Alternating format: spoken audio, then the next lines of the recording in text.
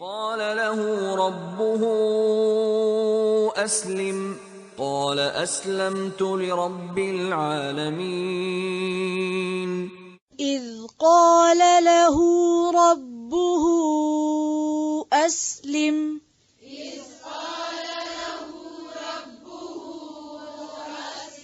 أسلم پھر سے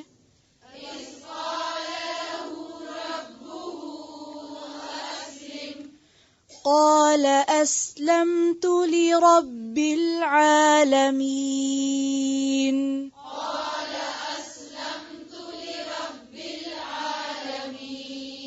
لرب العالمين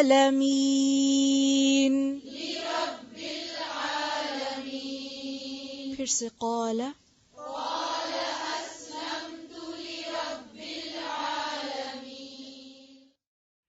اس جب قالا کہا لہو اس کو ربہ اس کے رب نے اسلم فرما بردار ہو جا قالا اس نے کہا اسلمت میں فرما بردار ہو گیا لربی رب کے لیے العالمین تمام جہانوں کے. اس قال لہو ربہ ایسا کب ہوا جب کہا اس کو اس کے رب نے اسلم. اسلم کیا روٹ ہے؟ سین لام میم. سلامتی اسی سے ہے، معنی ہے اطاعت اختیار کرنا. اصل میں مسلم کہتے ہیں اس اونٹ کو جس کی نکیل اس کے مالک کے ہاتھ میں ہو، وہ جدھر چاہے اسے موڑے وہ ادھر ہی مڑتا جائے. جانور کی خاص طور پہ یہاں اونٹ ہے، اس کے ناک میں جو وہ رسی ڈلی ہوئی ہوتی ہے نا، وہ اس کے مالک کے ہاتھ میں.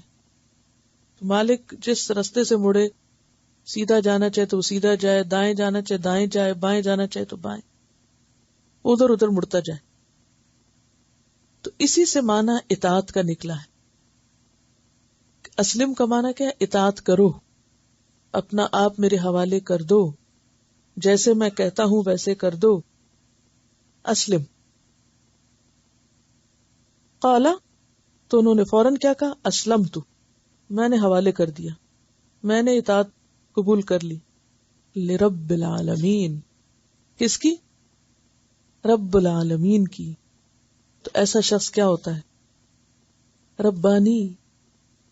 جی ایسا شخص ربانی ہوتا ہے جو رب کا بن جائے، جو اپنے آپ کو رب سے منسوب کر لے. میں تو رب العالمین کا بن گیا. یہی ہوتا ہے ربانی بننا. اذ قال له ربه اسلم قال اسلمت لرب العالمین.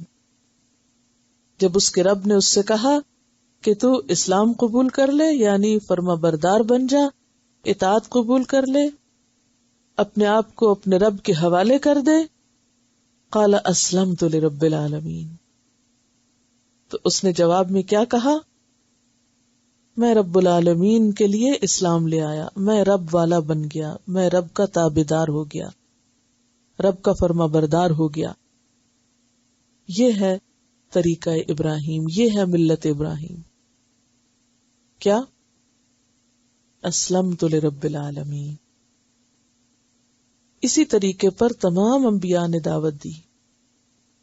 لیکن آپ صلی اللہ علیہ وسلم کے زمانے میں کچھ لوگ ایسے تھے جو دعویٰ تو یہی کرتے تھے. کیا دعویٰ کرتے تھے؟